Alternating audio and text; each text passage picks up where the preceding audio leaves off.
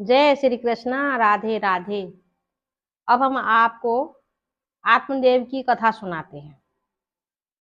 दक्षिण भारत में एक तुंगभद्रा नदी के तट पर एक आत्मदेव नाम का एक व्यक्ति रहता था।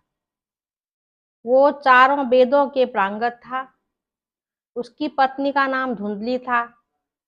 वो अपनी पत्नी से बहुत परेशान रहता था। देखने में तो उसकी पत्नी बहुत सुंदर थी, लेकिन वो क्रूरता वाली थी। उसके वचन अच्छे नहीं थे। जब देखो अपने पति को वो डांटती रहती थी, और उनसे कोई संतान भी नहीं हुई थी। तो इस वजह से वो आत्मदेव अपने पत्नी से बहुत दुखी थे। एक दिन आत्मदेव बहुत दुखी होकर नदी के तट पर जा पहुंचे। वहां बहुत से ऋषि बैठे हुए थे। तब ऋषियों ने पूछा, हे ब्राह्मण, आज नदी तट पर तुम क्या करने आए हो? तो आत्मदेव बोले कि मैं अपनी पत्नी से बहुत दुखी हूँ, और मैं अब अपनी आत्महत्या के लिए जा रहा हूँ। तो कहा, अरे ऐसा क्यों कर रहे हो? आत्महत्या क्यों कर रहे हो तुम? तो कहा, मेरी कोई संतान नहीं है तो मैं जी के क्या करूं? तो क्या संतान नहीं है तो क्या मर मर जाते हैं क्या? हाँ, मैं मरना चाहता हूँ। लोग कहते हैं, मैंने सुना है कि जिसकी संतान नहीं होती है उसका तारण नहीं होता है। तो क्या संतान नहीं है तो तारण नहीं होता है? कहाँ सुना तुमने? किसने कह दिया ये? हम बताते हैं, यहाँ आओ। संतान नहीं है, संतान न होने से तारण नहीं है करके तुमने गलत सुना है। जिसकी संतान नहीं है वो श्रीमद् भागवत लगाने से अपने आत्मा की शांति मिलती है और तारण हो जाता है। ऋषिवर ऐसा, मतलब ऋषियों ने ऐसा कहा। नहीं नहीं, मुझे मत बहलाओ। या तो मुझे संतान प्राप्ति के कोई विधि भी बताओ, या फिर मुझे आत्महत्या करने दो। तो ऋषि मुनि ने सोचा, इसको आत्महत्या करने से बचाओ और कुछ न कुछ इसकी विधि बता दो कि इसकी जो संतान हो जाए। तो ऋषियों ने एक हाथ में फल लिया और कहा, लो आत्महत्या मत करो, ये फल जाके अपनी पत्नी को दे देना, तो तुम्हारा एक बालक सुंदर सा जन्म लेगा। तो फिर आत्मदेव जी खुश होके उस फल लेके घर को चल दिए। अपनी पत्नी से बोले, भाग्यवान यहाँ आओ। तो पत्नी बोली, क्या है? तो बोली, ऐसे मत बोलो, आज तेरे लिए बहुत सुंदर सा फल लेके आया हूँ जिससे हमारा बालक जन्म लेगा। तुम आओ, इस फल को प्राप्त करो, और इस फल को लेने के बाद तुम सुबह नहाओगी। धुंधली पहले न नहाती थी न धोती थी, बस बासी मुंह खा लेती थी, झूला झूला करती थी, बस बड़ बड़ बड़ बड़ बोला करती थी।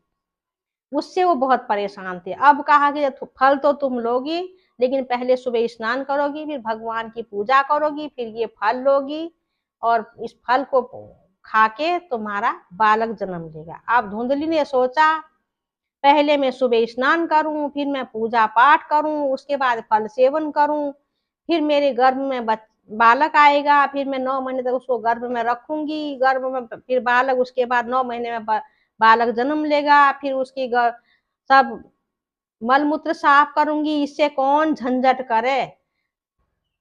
अब तब तक उसकी बहन आ गई।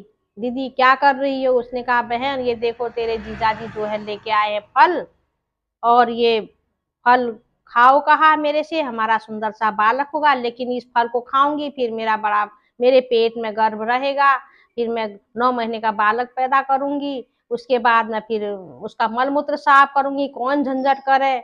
उसकी बहन ने भी कहा, हाँ दीदी ठीक कह रही हो, ऐसा करो, मैं गर्भवती हूँ, तुम मेरा बालक ले लेना, और तुम्हारे घर में गाय का जो बालक भी नहीं हो रहा, कोई संतान नहीं है, उसको जो है खिला दो गाय को, और उसकी भी संतान हो जाएगी।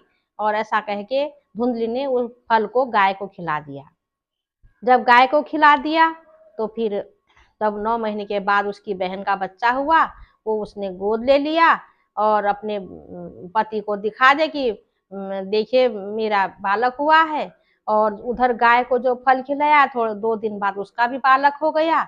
और बालक का भी जब गाय का भी जब बालक हुआ, गाय को जो फल खिलाया था उसका बालक हुआ, तो बालक कैसा हुआ? खूब बड़े बड़े कान, खूब सुंदर सा चेहरा, भगवान स्वरूप, खूब सुंदर सा बालक हुआ। बस उसके कान गाय जैसे थे, बस इतना ही फर्क था। और बिल्कुल भगवान देवताओं जैसे बिल्कुल बालक पैदा हुआ था गाय का। अब उधर जो है गाय का बालक भी पाल रहे हैं आत्मदेव जी। उधर धुंधली का बच्चा जो उसकी बहन से हुआ था, गोद लिया था धुंधली ने, उसको भी पाला। अब उधर धुंधली का बच्चा जो बड़ा होता गया, बड़ा शरारती करने लग गया। गोकर्ण देव बड़े सीधे साधे थे, उनका नाम गोकर्ण, गाय के बालक का नाम गोकर्ण रखा गया। धुंधली के बच्चे का नाम रख दिया धुंधकारी। वो जब धुंधकारी रखा तो धुंधकारी ही करते रहा, बहुत शरारती धुंधकारी। धुंधकारी यहाँ तोड़े, वहां फोड़े, यहाँ करे। उधर गोकर्ण, गाय के बालक का नाम गोकर्ण देव रखा। गोकर्ण देव को मारता रहता था धुंधकारी, बहुत परेशान। अब धुंधकारी बड़ा होता गया और गोकर्ण देव भी बड़े होते गए। गोकर्ण देव पढ़ लिखे खूब विद्वान हो गए। धुंधकारी गलत संगत में पड़ गया, शराब पीने लग गया, जुआ खेलने लग गया। उधर आत्मदेव की अंगूठी बेच के शराब पीने लगा और धुंधली की जेवर गहना बेच के शराब पीता गया। उधर वैश्याओं के संग में पड़ गया, जितना घर का सोना चांदी हीरा मोती जो भी था सब वैश्याओं को देने लग गया। सारा धन लूट लिया वैश्याओं ने उससे।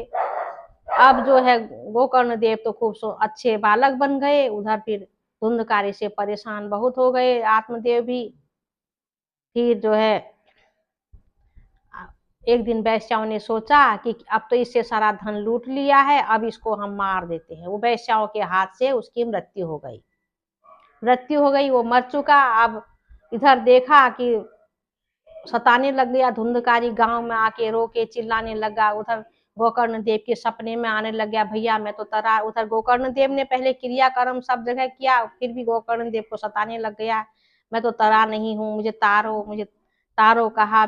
उसने कहा भैया मैंने तो कहा कितने 100 पिंड बद्रीनाथ में डाले, 100 पिंड वहां गंगोत्री में डाले, 100 पिंड तुम्हारे जमुनोत्री में डाले, गया जी में डाले, केदारनाथ में डाले, बनारस में डाले, सब जगह 100-100 पिंड में डालते आया हूँ, तुम कैसे नहीं तरोगे। तब कहा कि भैया मैंने अनेकों पाप कर्म कर रखे हैं, मैं कैसे तरूंगा, कोई उपाय ऐसा करो जो मैं तर जाऊं, अपने पापों के कारण मैं नहीं तर पा रहा हूँ। कहा तो ऐसे गोकर्ण देव ने फिर ऋषियों से कहा, बड़े बड़े विद्वान ऋषियों से पूछा कि मेरा भाई तरे नहीं है, मेरे सपने में ऐसे ऐसे आए और शुगर के रूप में चिल्लाने लग गए। तब ऋषि मुनि ने कहा कि इसका एक ही उपाय है कि श्रीमद् भागवत कथा लगाओ, तब जाके तुम्हारा भाई धुंधकारी का तारण होगा। बोलो श्रीमद् भागवत भगवान की जय। अब गोकर्ण देव ने ऋषि मुनि के कहने पर श्रीमद् भागवत की व्यवस्था करी और फिर वहां श्रीमद् भागवत लगाई तो भगवान सभी के सामने बैठे, इंतजाम सब किया, ऋषि मुनियों को बिठाया, श्रीमद् भागवत लगाई तो एक बांस का 7 गांठ का बांस का खंबा खड़ा किया वहां पर से, और गोकर्ण देव भी बैठे, श्रीमद् भागवत सुनी, गांव वालों ने भी सुनी और धुंधकारी वहां पर चुपचाप बांस के डंडे में छुप गया। तब फिर 7 दिन तक श्रीमद् भागवत की कथा सुनी। जैसे एक गांठ चिटकी तो उनका एक दिन का हुआ कथा, 2 गांठ चिटकी 2 दिन की कथा तो 7 गांठ बांस की ऐसे चिटक गई। ऐसे करके जैसे 7वीं गांठ चिटकी वैसे ही विमान आया और धुंधकारी को भगवान अपने विमान में बिठाकर ले गए। फिर वहां पर सबने कहा कि कथा तो सभी ने सुनी और धुंधकारी ही भगवान के विमान में कैसे गए, हम लोग तो ऐसे ही बैठे रह गए, धुंधकारी तो चले गए भगवान के विमान में। तो कहा कि अरे, धुंधकारी ने एक एक शब्द एक एक क्षण भी बिल्कुल बर्बाद नहीं किया, मन लगा के कथा सुनी, तभी हमारे भगवान जो है, भगवान धुंधकारी को अपने विमान में बिठा के ले गए हैं। और हम आपने तो थोड़ी देर हम सुन रहे हैं, थोड़ी देर फिर घर में ध्यान गया, थोड़ी देर सुन रहे हैं, कहीं बालक में ध्यान गया। इसी तरह से हमारी जो है एक एक अंक एक एक शब्द सुनते रहे, एक एक अंक एक एक शब्द हमारे अलग से हम भूलते गए। इस तरह से हमारा जो है विमान अभी नहीं आया है, तभी हम बैठे रह गए और धुंधकारी को भगवान विमान में बिठाकर ले गए। बोलो भगवान देव राधे कृष्ण भगवान की जय।